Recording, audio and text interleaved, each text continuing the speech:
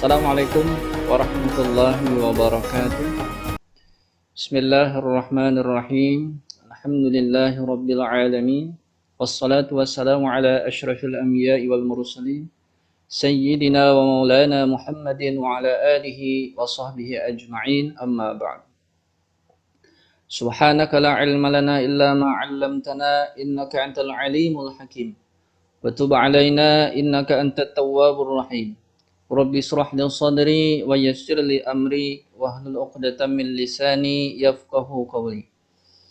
Alhamdulillah, kita panjatkan syukur kehadiran Allah Subhanahu wa taala sehingga kita bisa berjumpa kembali walau melalui media YouTube ini. Semoga tidak mengurangi semangat kita untuk terus tetap belajar walau dalam situasi pandemi saat ini.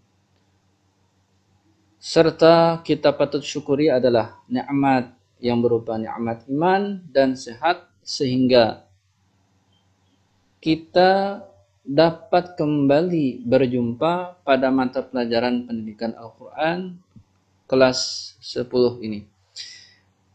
Salawat serta salam kita panjatkan ke hadirat Rasulullah Shallallahu Alaihi Wasallam beserta keluarga, sahabat, mengikut beliau hingga akhir zaman.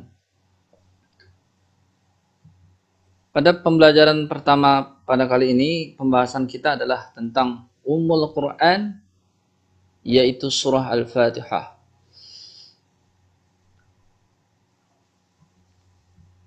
Ummul Quran itu berarti adalah induknya Al-Quran. Maka dari itu Al-Fatihah adalah induk daripada kitab suci orang Islam, yaitu Al-Quranul Karim.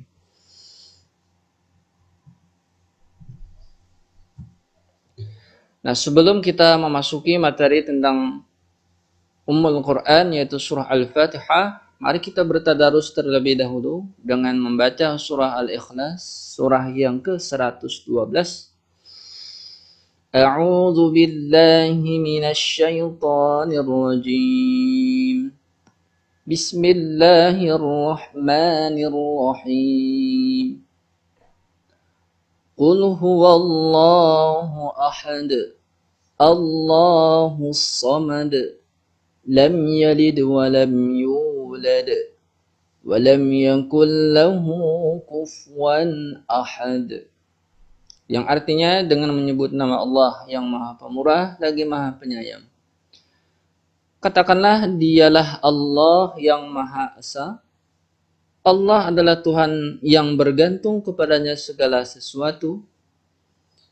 Dia tidak beranak dan tidak pula diperanakan. Dan tidak ada seorang pun yang setara dengan dia. Selanjutnya mari kita bertadarus. Membaca surah Al-Falaq ayat 1-5. A'udzu billahi minasy syaithanir rajim. Bismillahirrahmanirrahim. Qul a'udzu birabbil falaq min syarri ma khalaq wa min syarri ghasiqin idza waqab wa min syarri naffasati fil 'uqad wa min syarri hasidin idza hasad. Yang artinya dengan menyebut nama Allah yang Maha Pemurah lagi Maha Penyayang, katakanlah aku berlindung kepada Tuhan yang menguasai subuh dari kejahatan makhluknya dan dari kejahatan malam apabila telah gelap gulita, dan dari kejahatan wanita-wanita tukang sihir yang menghembus pada buhul-buhul, dan dari kejahatan pendengki bila ia dengki. Selanjutnya mari kita bertadarus surah An-Nas, surah yang ke-114 ayat 1-6. A'udzu billahi minasy syaithanir rajim. Bismillahirrahmanirrahim. قل أعوذ برب الناس ملك الناس إله الناس من شر الوسواس الخناس الذي يوسوس في صدور الناس من الجنة والناس, yang artinya dengan menyebut nama Allah yang Maha Pemurah lagi Maha Penyayang, katakanlah aku berlindung kepada Tuhan yang memelihara dan menguasai manusia, Raja manusia, sembahan manusia, dari kejahatan atau bisikan syaitan yang biasa bersembunyi, yang membisikkan kejahatan ke dalam dada manusia dari golongan jin dan manusia. Nah, sekarang mari kita perhatikan tentang definisi atau pengenalan kita terhadap surah Al-Fatihah. Jadi surah Al-Fatihah itu berarti pembukaan. Al-Fatihah diambil dari kata fataha yaftahu futuhan, Al-Fatihah. Ya. Diturunkan di Mekah dan terdiri atas 7 ayat. Jadi surah Al-Fatihah terhitung dari basmalah sampai ayat ghairil maghdubi alaihim waladdallin amin, itu adalah ada berjumlah 7 ayat. Surah Al-Fatihah adalah surah yang pertama diturunkan dengan lengkap di antara surah-surah yang ada dalam Al-Quran dan termasuk digolongkan surah Makkiyah, yaitu surah diturunkan di Mekah. Surah ini disebut Al-Fatihah atau pembukaan karena kalimat tersebut surah ini dibuka dan dimulainya Al-Quran. Jadi Al-Quran, surah yang pertama kali di dalam Al-Quran itu adalah surah Al-Fatihah. Tapi bukan berarti surah Al-Fatihah adalah surah yang pertama kali diturunkan. Karena surah yang pertama kali diturunkan adalah surah Al-Alaq yang berbunyi A'udzubillahi minasyaitonirrajim, Iqra bismi rabbikal ladzi khalaq. Al-ayah. Nah, itu adalah surah pertama kali. Nah, kalau Al-Fatihah adalah surah yang pertama kali urutan dalam Al-Quran. Surah pertama, ya, surah urutan pertama di dalam Al-Quran. Makanya dinamakan dengan surah Al-Fatihah, yaitu pembuka. Dinamakan Ummul Quran. Jadi Al-Fatihah juga dinamakan dengan Ummul Quran. Ummul Quran itu artinya adalah induk Al-Quran, atau Ummul Kitab, induk Al-Kitab. Ya, Al-Kitab kita yaitu Al-Quran. Karena dia merupakan induk bagi semua isi Al-Quran, serta menjadi intisari dari kandungan Al-Quran, dan karena itu diwajibkan membacanya dalam tiap-tiap rakaat salat. Dinamakan pula As-Sab'ul Masani. Ya, Al-Quran juga Al-Fatihah juga dinamakan As-Sab'ul Masani. 7 ayat yang berulang-ulang. Karena ayatnya 7 dan berulang-ulang dibaca dalam salat. Ya, jadi apabila 2 rakaat salat subuh, maka setiap rakaatnya itu diawali surahnya adalah surah Al-Fatihah. Ya, jadi setiap rakaat diwajibkan membaca surah Al-Fatihah. Dan apabila 4 rakaat juga diulang, ya, Al-Fatihah rakaat pertama, rakaat kedua Al-Fatihah sampai ayat rakaat keempat surah Al-Fatihah. Makanya As-Sab'ul Masani, 7 ayat yang berulang-ulang. Mari bersama-sama kita membaca surah Al-Fatihah ayat 1 sampai 7. A'udzu billahi minasy syaithanir rajim. Bismillahirrahmanirrahim. Alhamdulillahi rabbil alamin. Ar-Rahmanir Rahim. مالك يوم الدين إياك نعبد وإياك نستعين اهدنا الصراط المستقيم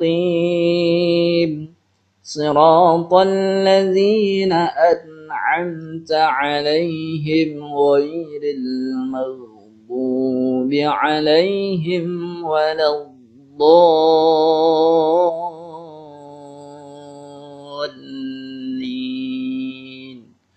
آمين.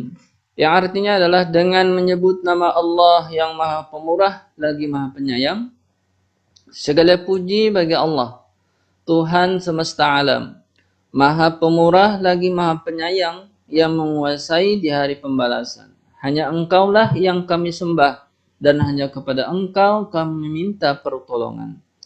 Tunjukkanlah kami jalan yang lurus, yaitu jalan orang-orang yang telah Engkau beri nikmat kepada mereka, bukan jalan mereka yang dimurkai dan bukan pula jalan mereka yang sesat.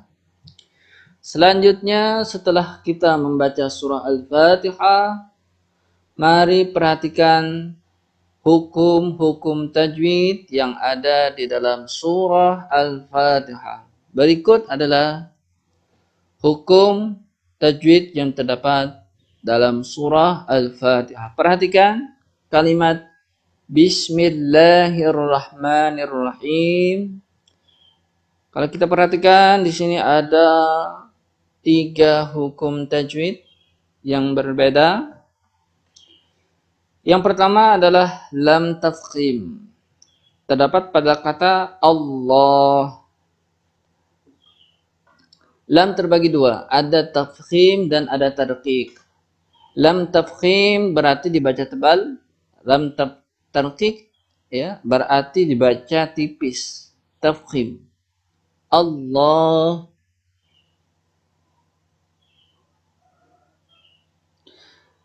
Tapi ada lam tarqiq. Bagaimana lam tarqiq? Yaitu ditandai dengan harokat kasrah atau baris ke bawah. Misalnya saja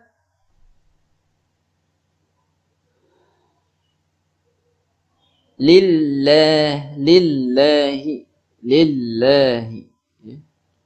bukan lillah tapi lillahi, karena sebelumnya terdapat harakat kasrah. Nah, itu lam tarqiq. Kalau lam tafkhim sebelumnya terdapat harakat fathah. Contohnya Allah. Jadi di situ ada 2 lam. Lam pertama berharakat fathah dan lam kedua itu di tasydid ya, karena sukun maka ketemunya dua huruf yang sama maka digabung Allah.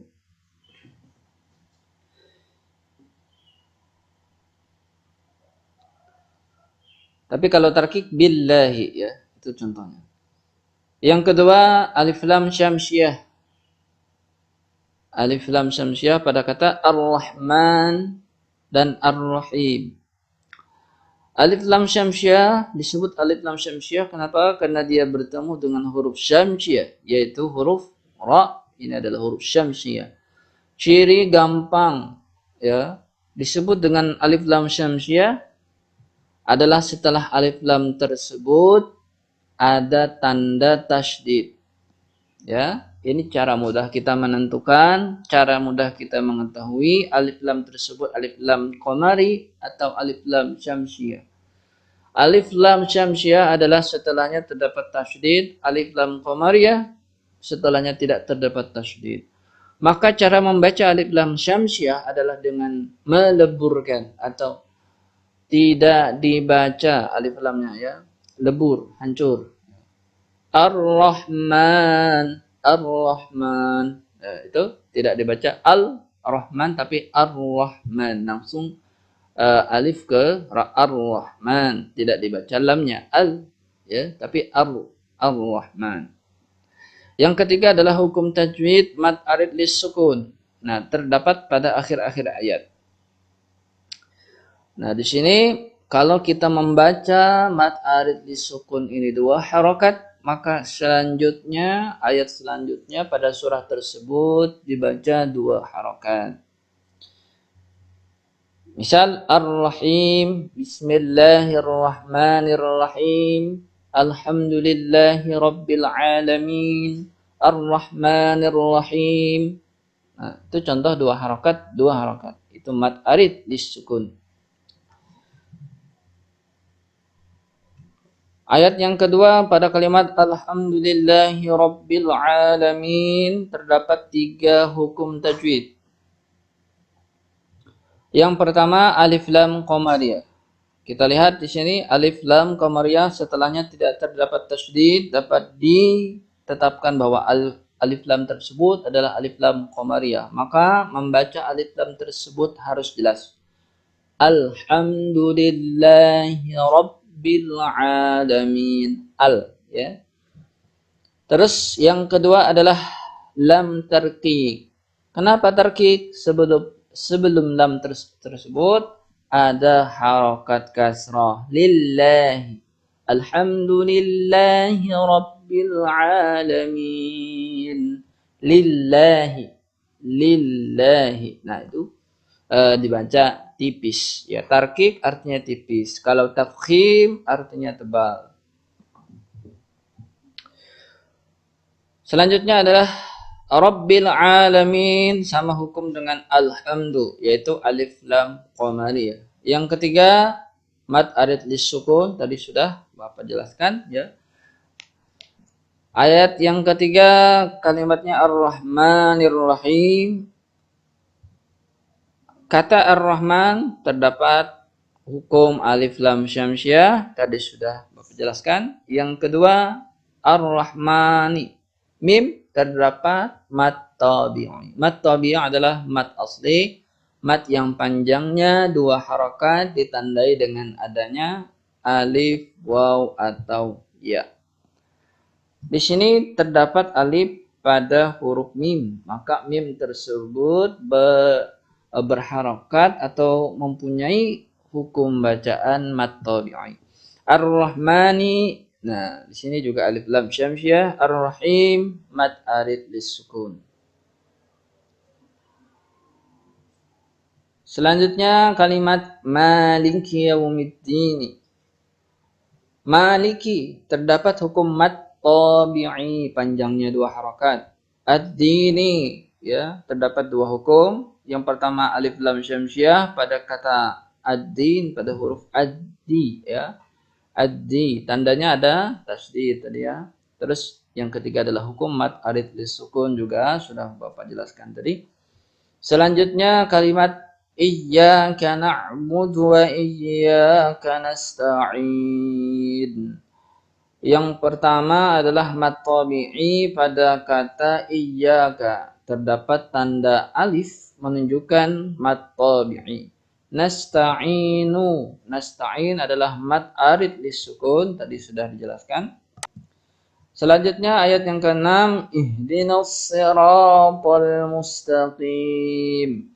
Ihdinas siratal mustaqim. Terdapat 4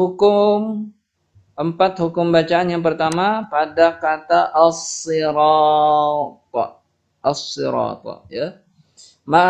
Hukumnya adalah alif lam syamsiah.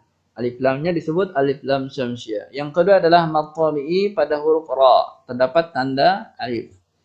Yang ketiga adalah alif lam qamariyah pada kata al-mustaqim. Yang keempat adalah mad arid lisukun. Terdapat di akhir ayat. Ayat terakhir, ayat yang ke-7, kalimat siratal ladzina an'amta 'alaihim. An'amta itu terdapat hukum izhar. Izhar adalah hukum nun mati ya. Hukum nun mati yang apabila bertemu dengan huruf izhar. Selanjutnya ghairil. Nah, terdapat alif lam qamariyah pada kata al-maghdubi. Pada dhalin terdapat alif lam syamsiah pada kata al-dhalin. Yang keempat adalah mad lazim musaqqal qilmi. Mad lazim musaqqal qilmi adalah mad tabi'i. Nah, ini mad tabi'i bertemu dengan huruf yang setelahnya itu bertasydid. Nah, Huruf setelahnya bertasydid itu adalah lam, terdapat tanda tasydid, maka itu mad lazim mutsaqal qilmi, itu cirinya ya. Panjangnya ada 6 harakat.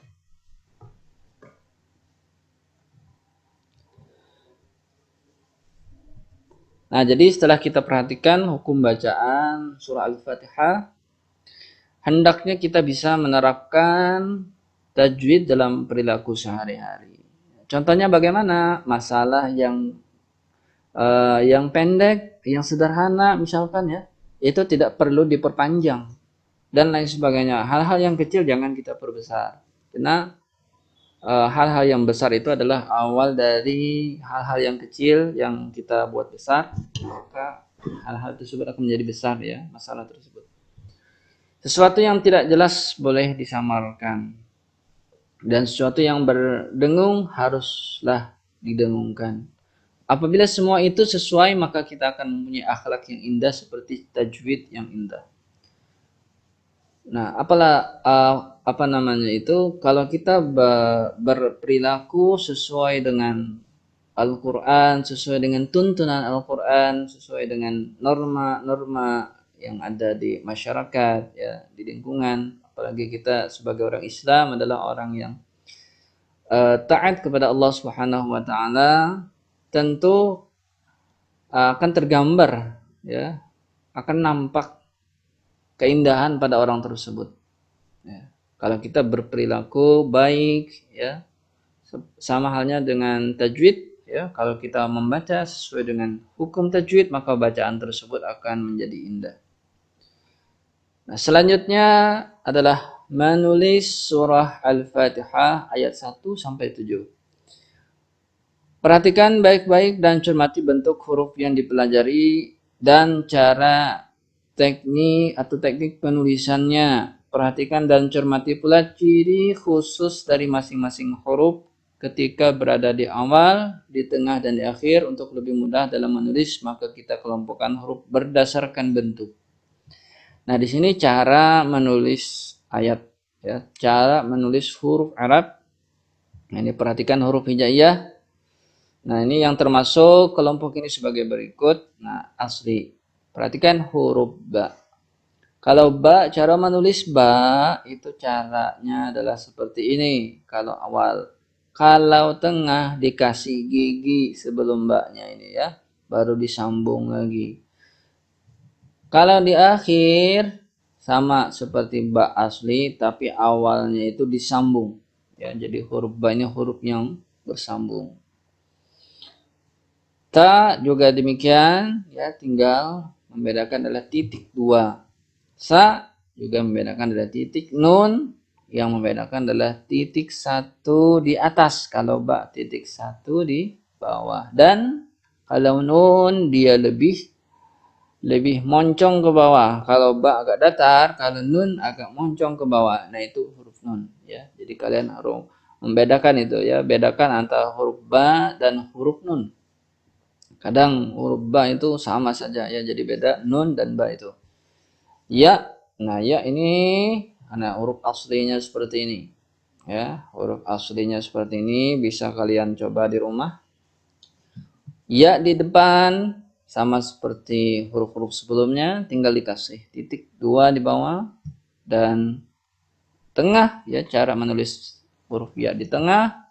Ini cukup dikasih titik 2 di bawah dan sama seperti huruf sebelumnya, dan di akhir sama seperti huruf asli, hanya saja awalnya itu disambung. Jadi huruf-huruf yang 5 ini adalah huruf-huruf yang menyambung ya.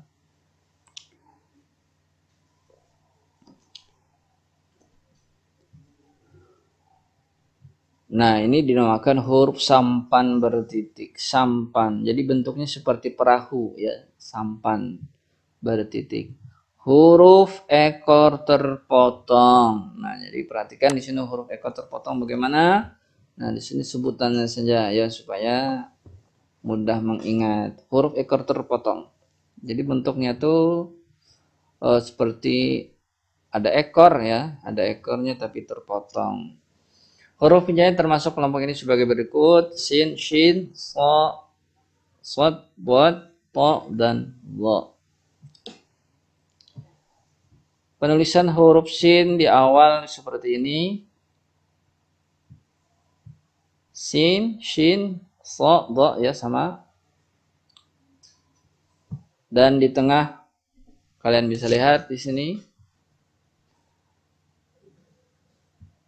Nah, ini adalah penulisan huruf eko terpotong yang berada di tengah-tengah kata. Dan setelahnya itu disambung dengan huruf setelahnya ya. Dan huruf eko terpotong penulisan di akhir seperti ini. Nah, silahkan kalian coba di rumah.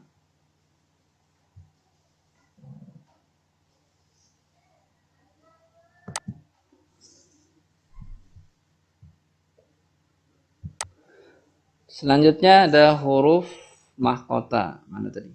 Huruf mahkota ya.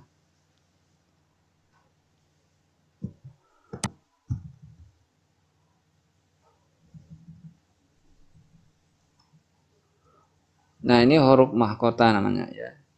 Mungkin disebut huruf mahkota karena dia seperti ada kepalanya gitu ya, maka disebut dengan huruf mahkota. Huruf asli seperti ini, mim, ha, fa, qaf. Penulisan huruf awal, huruf mim itu seperti ini ya. Nah, ini standarnya tuh seperti ini ya. Kalau kalian menulis, itu standarnya tuh seperti ini. Ha, fa, qaf. Nah, seperti ini. Terus mim, ha. Nah, beda nih, ha nih. Kalau H awalnya seperti ini, tapi kalau H yang di tengah itu hurufnya seperti ini.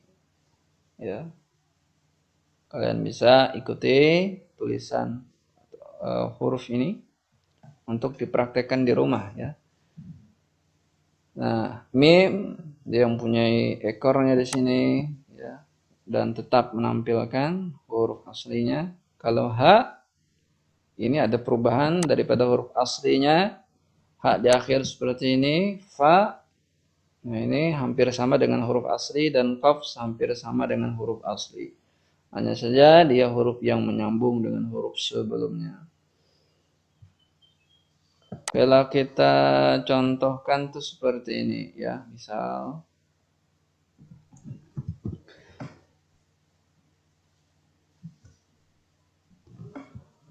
misalkan kita tadi menulis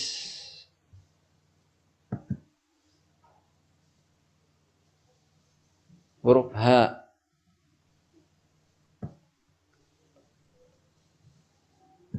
Bentar. Nah, misalkan huwa. Jadi H awal itu seperti ini. Nah, seperti ini cara membuat H-nya. Nah, ini seperti ini. Mudah saja. Dari atas, serong ke bawah sebelah kanan, serong ke kiri, naik, dan nah, seperti ini bentuk huruf H itu ya.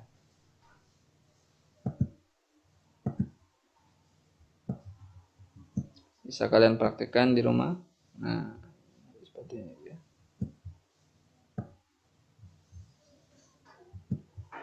Kalau H di tengah, langkahnya seperti ini. Kita hapus dulu.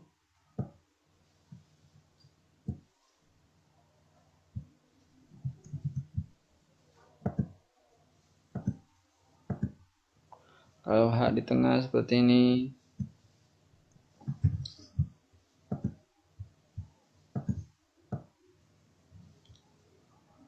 Nah, ini misalkan huruf sebelumnya adalah huruf Fa. Huruf Fa ya. Nah, huruf Fa. Lalu sambung dengan huruf H. Nah, seperti ini.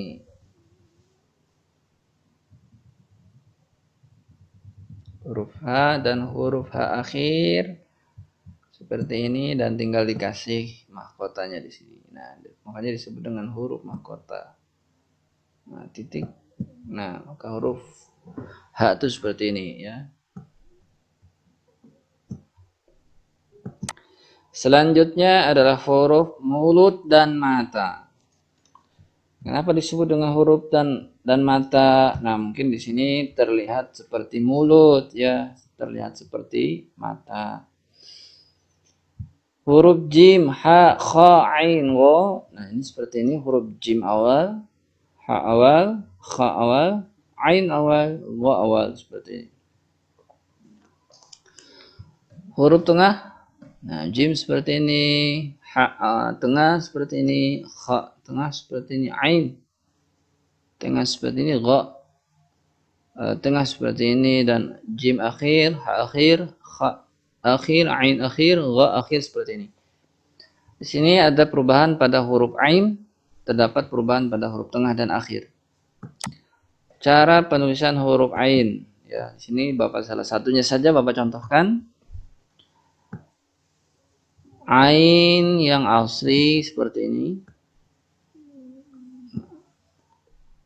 Selanjutnya di sini dikasih perut. Nah, ini ain ya. Kalau ain yang letaknya di tengah, misalkan huruf H, nah kita gambar huruf H ya. Nah, terus ain di tengahnya. Nah, ain seperti ini di tengah. Nah, tarik sini. Nah, jadi seperti ini bentuknya. Nah, ain caranya seperti itu tadi. Dan ain akhir, nah sama seperti yang di tengah. Bentuk perutnya, nah seperti itu ya. Nah, jadi agak disorongkan ke atas sebelah kiri dan tarik. Nah, sorong lagi sebelah kiri, tarik dan bikin perut atau mulut ya, makanya disebut dengan. Nah, seperti itu contohnya membuat huruf ain. Huruf sendirian, arti huruf sendiri ini adalah huruf yang dia tidak bisa menyambungkan dengan huruf setelahnya. Misal di sini adalah huruf dal, dal setelah huruf dal tidak bisa disambung dengan huruf dal, makanya disebut dengan huruf sendiri. Nah, ini da awal, ro awal, zai awal, waw awal, ya tidak bisa menyambung dengan huruf setelahnya. Da tengah, za tengah, ro seperti ini, dan selanjutnya huruf dal, za, ro, zai, waw. Nah, itu seperti itu huruf yang akhir. Huruf kaf dan lam, huruf hijaiyah yang termasuk kelompok ini sebagai berikut. Nah, kaf awal, kaf tengah, dan kaf akhir, lam awal, lam tengah, dan lam akhir. Cara membuat kaf, perhatikan. Jadi ka awal itu seperti ini, bikin alif dulu, dan bawahnya itu seperti bikin ba. Nah, seperti bikin ba, kasih di sini. Nah, seperti hamzah. Kalau letaknya di tengah, maka caranya itu seperti ini, tarik ya ke sebelah kiri dan turunkan. Nah, misalkan dia menyambung dengan huruf ro, maka tinggal dikasih huruf ro. Nah, huruf ro setelahnya tidak bisa disambung. Dan kaf kasih seperti ini. Nah, jadilah kaf. Kaf akhir sama seperti kaf awal. Nah, tapi disambung ya. Nah, bikin ba seperti ini. Nah, ini kaf akhir. Bikin lam. Lam awal, lam tengah seperti bikin alif. Nah. Nah, jadi kalau alif itu disambung maka dia menjadi huruf lam. Misalkan menyambung dengan huruf waw. Kalau lam akhir, nah lam akhir sama seperti lam awal, cuman dia disambung sebelumnya. Selanjutnya kegiatan kalian adalah menghafalkan surah Al-Fatihah ayat 1 sampai 7. Silahkan nanti dipraktekkan di rumah sesuai dengan apa yang kita pelajari tadi. Hukum-hukum tajwidnya bagaimana, cara bacanya bagaimana, dan lain sebagainya. Semoga video kali ini bermanfaat bagi kita semua dan dapat kita amalkan. Tentu surah Al-Fatihah ini adalah surah yang sangat wajib kita pelajari karena itu merupakan rukun daripada salat fardu.